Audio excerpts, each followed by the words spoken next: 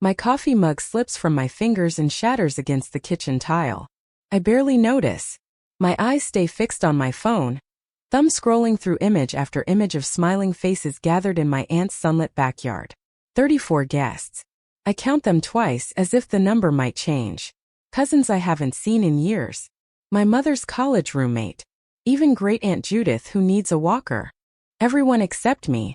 The bridal shower photos show tables draped in cream linens, floral centerpieces in Fiona's favorite coral and mint, champagne flutes raised in countless toasts. A celebration planned weeks, maybe months in advance. A celebration I never knew existed until this moment. The sting sharpens because just last month, I sent Fiona a handwritten congratulations card with pressed flowers from my balcony garden. I'd offered to design her wedding materials, invitations, programs, whatever she needed, free of charge. My Portland condo feels cold despite spring sunshine streaming through the windows. The light that warmed me minutes ago now feels harsh, exposing. I wasn't just forgotten. I was deliberately erased. I sink onto a kitchen stool as memories wash over me. Last Thanksgiving. Aunt Marlene's voice carrying across the dining room as she praised Fiona's promotion. Vice president at 29. Always knew she'd make something of herself. Then her gaze shifted to me, her smile thinning. Ocean's still doing that little hobby of hers. The logos and whatnot. That little hobby paid for this condo. That little hobby built a client list including 3 national brands. My parents had sat silently, nodding along, while relatives positioned Fiona as the golden one, right in front of me. Even when I mentioned the down payment on my condo, $150,000 saved over 7 years, the conversation pivoted back to Fiona's engagement ring. My hands tremble as I pick up my phone. I pull up my mother's contact and press call before I can talk myself out of it. She answers on the 4th ring. Ocean?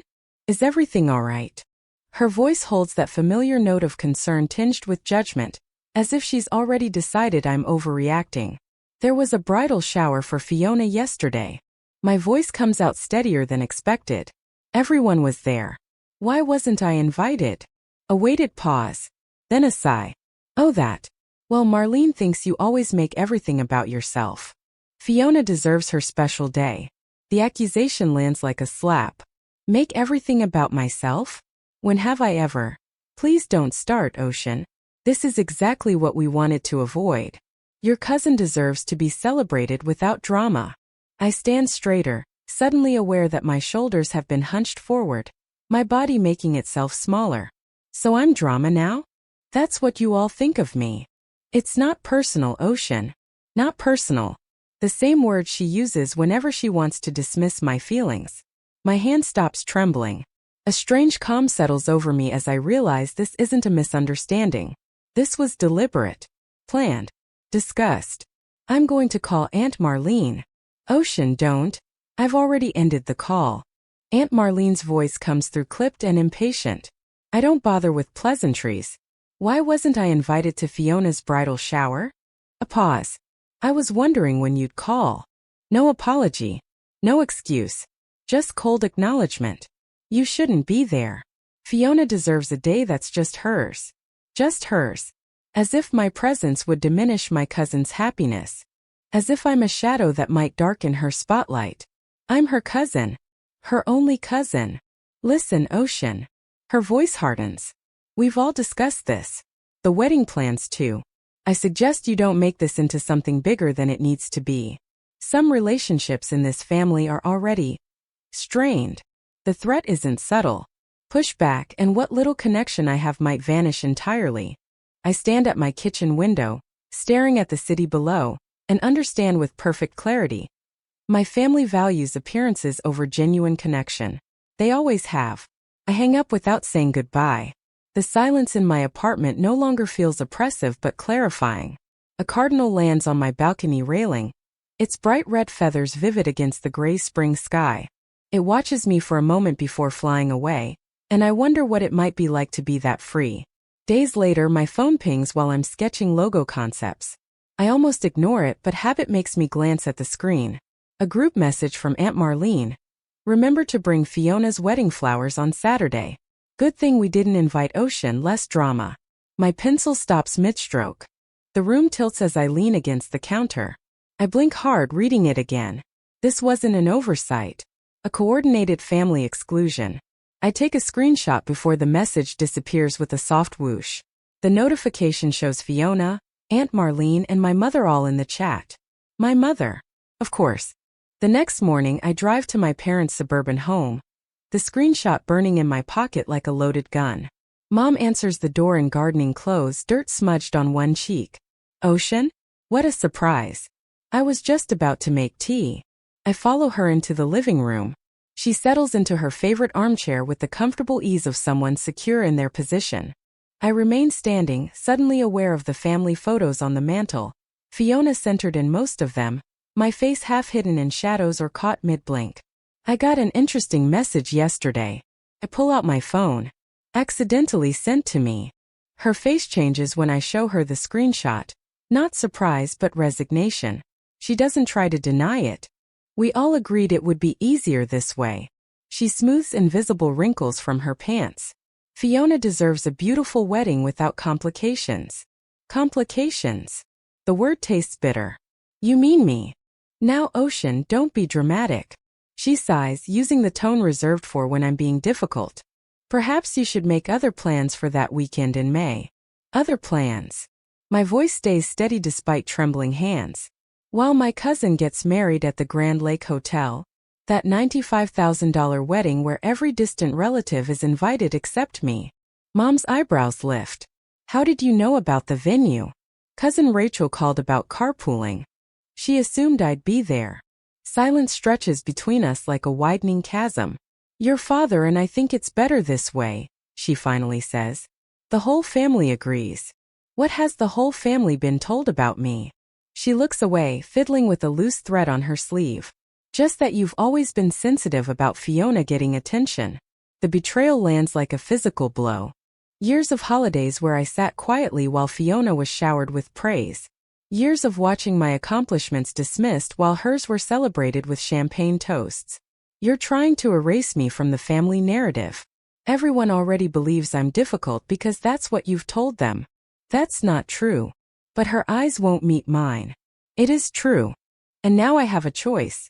Accept being excluded or risk losing what little connection we still have. Mom stands, crossing to the window. I hope you'll make the right decision. Your father and I have been helping with your property taxes. If you make trouble about this wedding. If I make trouble?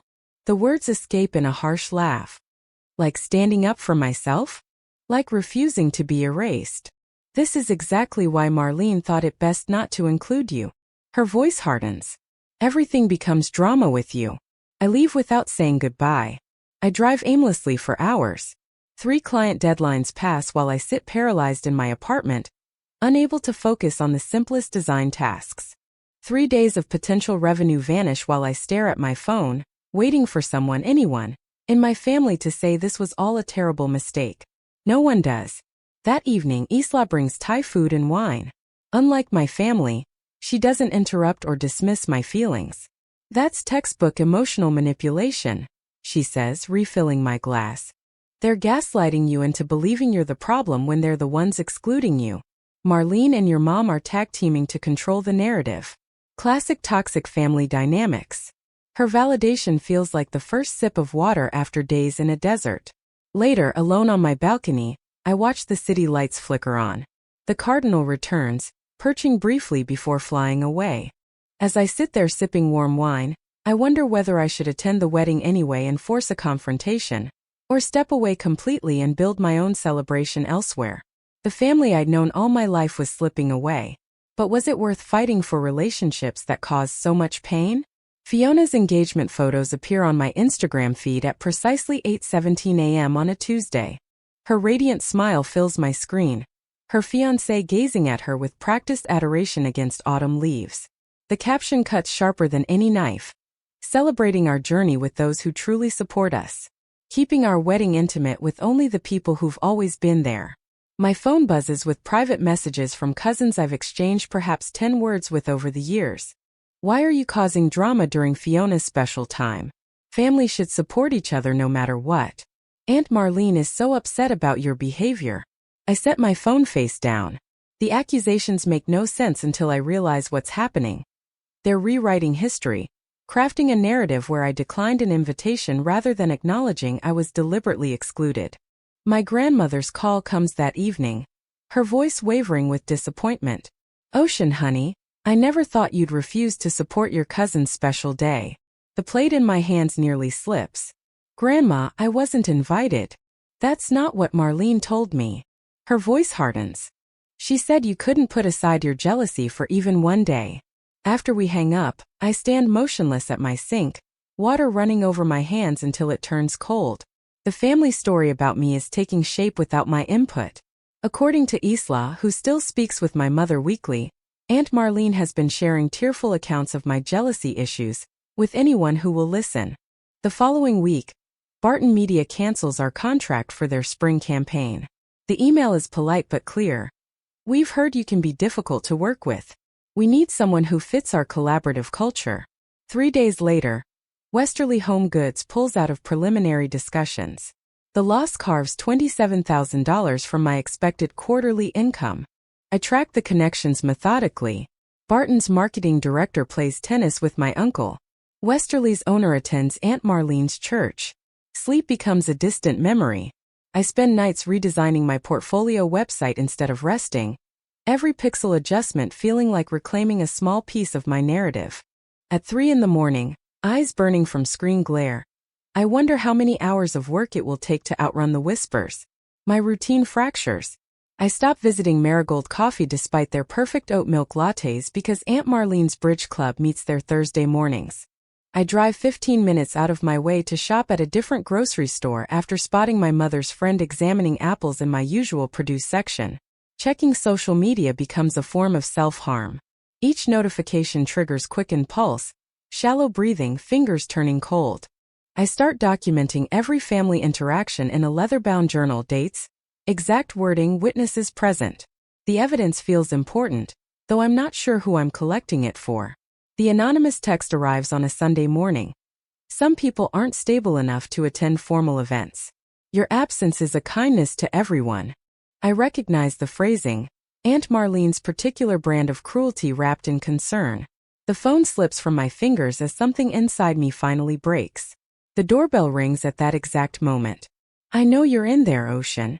Isla's voice comes through the door. "I brought Thai food and wedding magazines." She stands on my threshold clutching a paper bag from Bangkok Kitchen and a stack of glossy publications, camera bag slung over one shoulder. "What are you doing here?" Isla pushes past me. "Let's plan something worth celebrating. A day about joy, not appearances." Before I can ask what she means, my mother's silver sedan pulls into the visitor parking space. My stomach clenches. "Client call in 5 minutes." I lie, reaching for my laptop as my mother knocks. Isla squeezes my shoulder before retreating to the kitchen. My mother enters without waiting for an invitation, her eyes taking inventory as if searching for evidence of my supposed instability. "We need to talk, Ocean." She sits primly on my couch, handbag balanced on her knees. "This has gone far enough. The invitations are already printed." "What invitations?" "Fiona's wedding invitations." She smooths an invisible wrinkle from her slacks. "You need to let this go. This isn't about an invitation." The clarity in my voice surprises even me. It's about years of being treated as less than. My mother's face hardens. "If you can't support Fiona's happiness, maybe you're not the daughter I thought you were." The words should hurt. Instead, they illuminate something I've never seen clearly before. I straighten my shoulders, reclaiming the full height I've spent years diminishing around my family. "I'm exactly the daughter you raised. I just stopped accepting the role you assigned me." Something flickers across her face. Surprise, perhaps even respect, before she composes herself. But in that moment, I realize a fundamental truth that changes everything. My worth isn't determined by family validation. It never was. Later that evening, Isla and I sit on my balcony, half-eaten Thai food between us. She scrolls through her calendar. "I have a client photo shoot in Santa Barbara in 3 weeks. Come with me. We'll make it a working vacation. I could use an assistant." The offer brings unexpected tears to my eyes. While my family crafts excuses for my exclusion, my friends create alternatives for my inclusion. My phone chimes with a text from Thomas. Just declined my invite to Fiona's wedding. Not going somewhere my friend isn't welcome. The next morning, I speak confidently about my design business at a networking breakfast for the first time in months. 3 potential clients request follow-up meetings. Something has shifted inside me. A quiet certainty replacing the desperate need for approval. When Isla and I arrive in Santa Barbara 3 weeks later, the Pacific stretches before us like possibility itself. At a small bookshop near the marina, I meet Mateo, the owner with kind eyes and a quiet laugh who asks thoughtful questions about my design work. "You should see my place at sunset," he says after our 3rd coffee together. I restored an old seaside villa just north of here. The light is perfect for someone with your eye for design. Standing on his terrace that evening, watching the sun sink into the ocean, a thought forms with unexpected clarity. What if the answer isn't fighting for inclusion in a celebration that doesn't want me? What if I wrote a different story entirely? 2 months later, my phone sits on Mateo's kitchen counter, displaying a half-finished invitation design. The coastal villa's morning light streams through tall windows, illuminating where 18 place settings will soon host the only people who truly matter. "What do you think about this font pairing?" I point to the screen, where elegant script contrasts with clean sans serif text. "Too predictable?" Mateo leans forward, the scent of his coffee mingling with salt air. "It feels like you." Confident but not shouting for attention. I smile, making a small adjustment to the spacing. For 3 weeks, every spare moment has gone into planning this gathering. Not a reaction to family drama, but a celebration reflecting who I've become. Each element, hand-pressed botanical prints, custom playlists, showcases my professional talents while honoring genuine connections. May 15th, I say, tracing the date on screen. Far enough from Fiona's wedding that no one can claim I'm being competitive. Does it matter what they think? Mateo asks gently. It matters that I know my intentions. I save the file. This isn't about them anymore. For the first time since finding those bridal shower photos, excitement bubbles up without the bitter aftertaste of rejection. I'm creating rather than reacting, building something authentic rather than fighting for space where I'm unwanted. My phone rings. Aunt Marlene's name flashes on screen. I consider voicemail, then decide against it. I'm done hiding. "Hello, Ocean." Her voice could freeze water. "What's this I hear about you planning some vacation during family wedding season? You need to take down those social media posts immediately." "What posts?" "Isla's photography page. The save the date announcement for your event at a seaside villa? On May 15th. My stomach drops. May 15th? But Fiona's wedding isn't until June. Silence stretches between us.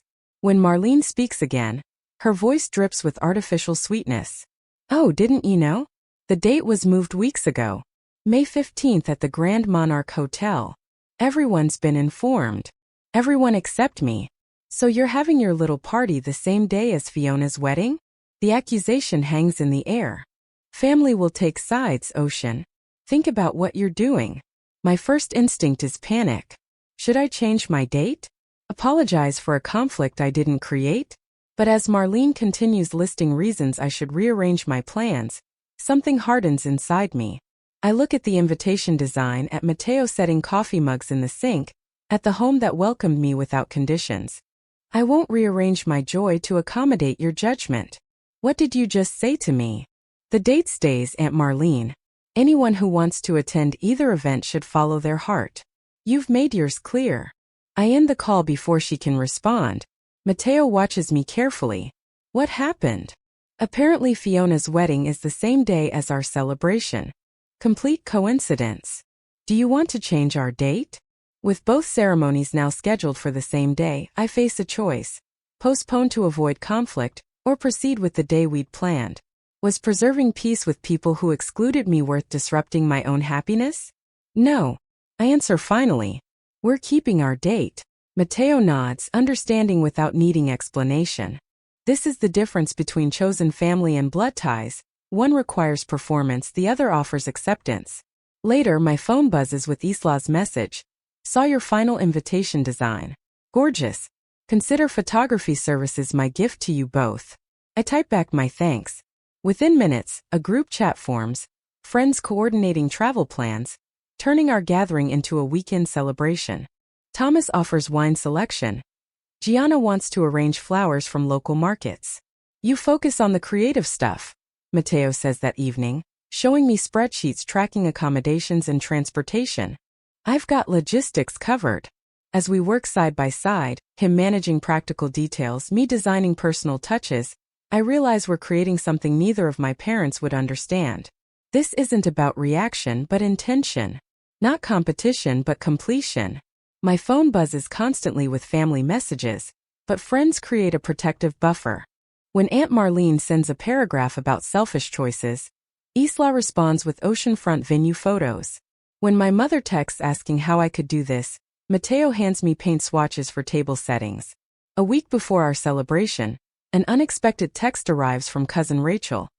Grandmother's asking questions about why you weren't invited to anything. Marlene's story isn't holding up anymore. The next day, another message from Uncle David. Something doesn't add up about this wedding drama. Fiona keeps changing her explanation. The carefully constructed family narrative begins showing cracks. Different relatives have been told different versions of my exclusion, and the contradictions are becoming noticeable. When my grandmother's name appears on my phone that evening, I answer immediately. Ocean. Her voice sounds smaller than I remember. I'd like to hear your side of this wedding business. Before I can respond, another call beeps through my mother. I let it go to voicemail. Later, I listen to her message, her voice strained with forced casualness. We need to talk about a compromise. Can we meet tomorrow? It's urgent. I set the phone down, watching the sunset paint Matteo's garden in golden light. For the first time, the thought of facing my family doesn't fill me with dread. Whatever comes next, I'm standing on solid ground. The knock comes at 8:15 on a Tuesday morning, 3 days before my ceremony. Through the peephole, I see my mother clutching her purse with white knuckles while Aunt Marlene stands beside her, designer handbag dangling from a tight grip. I consider pretending I'm not home, but the truth needs addressing eventually. Ocean, sweetheart. My mother's voice carries forced cheer as she steps inside. We thought we should talk. Aunt Marlene follows, her gaze sweeping critically across my living room where design samples for my ceremony lie arranged. This has gone far enough. I remain standing while they settle onto my sofa. The power dynamic feels different now. In their presence, I no longer shrink. We'd like to propose a compromise, my mother says, hands fidgeting with her wedding ring. You can attend Fiona's reception, the evening portion only if. Her eyes meet Marlene's briefly. You cancel your party. Think about how this looks to everyone, Aunt Marlene adds. 2 events on the same day divides the family, forces people to choose sides. My mother leans forward.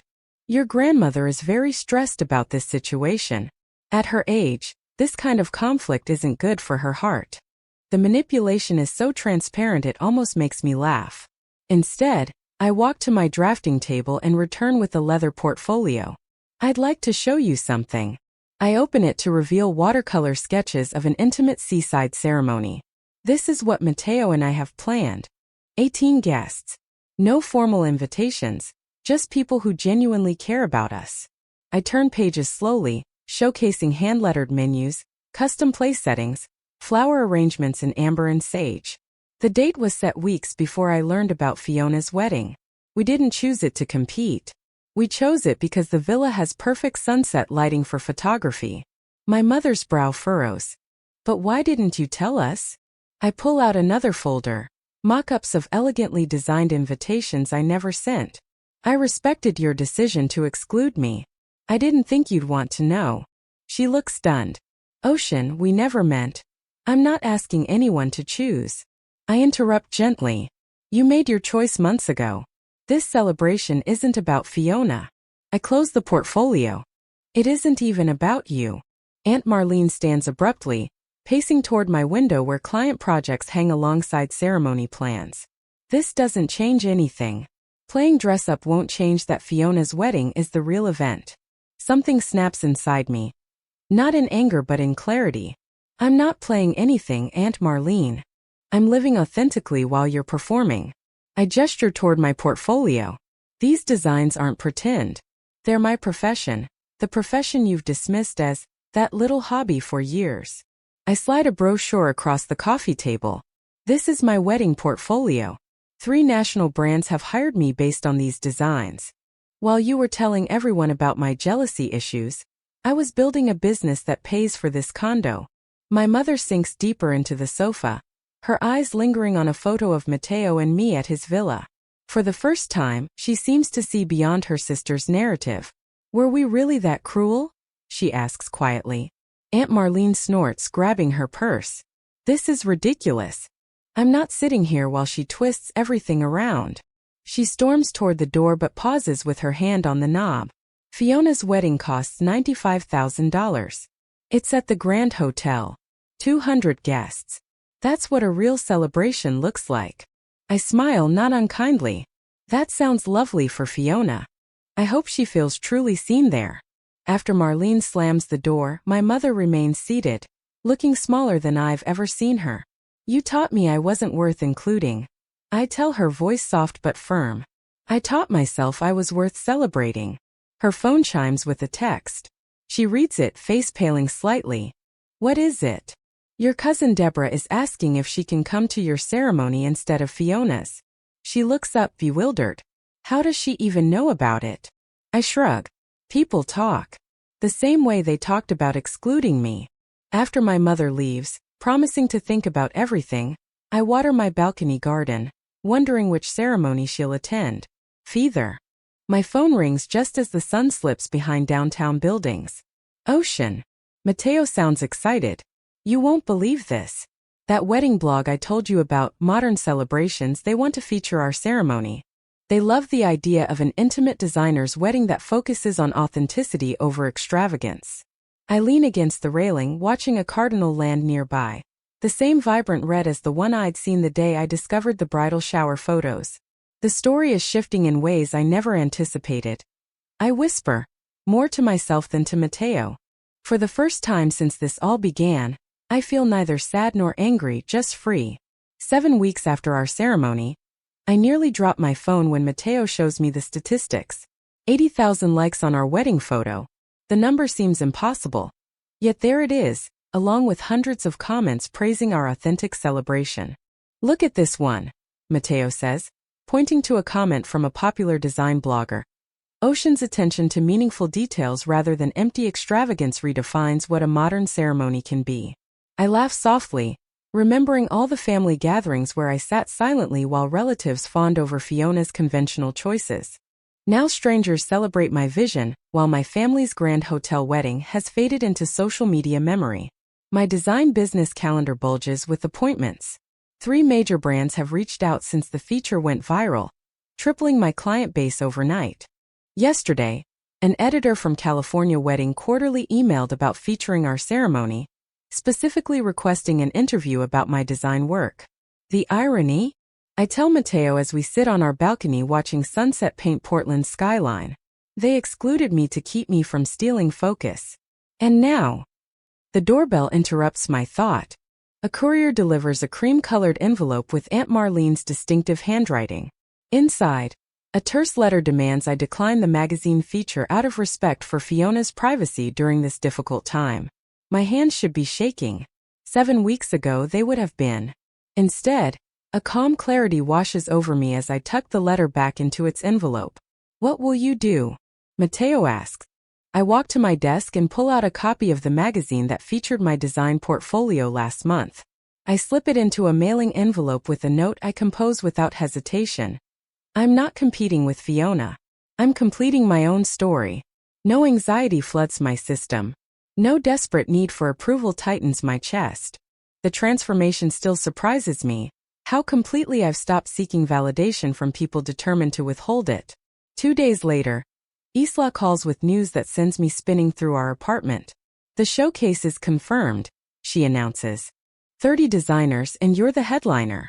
My friends have organized a design showcase at a restored estate near Seattle, featuring artists who've reimagined traditional approaches. The event emphasizes authentic connection over manufactured perfection, substance over performance. At the opening reception, Isla raises her glass. To writing ourselves into stories worthy of our lives. The room erupts in applause. I stand among people who celebrate rather than diminish my vision, and the contrast to family gatherings couldn't be starker.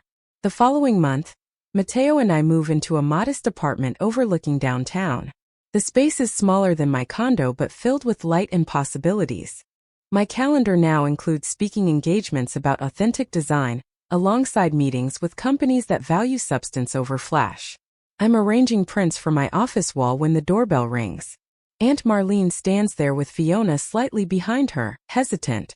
"We need to talk," Marlene says, pushing past me. "This has gone far enough." Fiona looks uncomfortable as Marlene continues. "Was all this necessary? The magazine? The showcase? Were you so determined to make a point?" I study their faces, Marlene's rigid disapproval, Fiona's uncertainty, and feel a surprising wave of compassion. "You think this is about you?" I ask quietly. "It's the first time I've celebrated without worrying how you twist it. That's all." They leave shortly after, Marlene stiff-backed and silent, Fiona with a backward glance I can't quite interpret. As I watch them go, I wonder if healing family wounds requires both sides to acknowledge the injury, or if sometimes the healthiest path is to tend your own garden and let others make their choice. What would you do? Work to repair relationships that cause such pain, or focus on nurturing the connections that helped you bloom?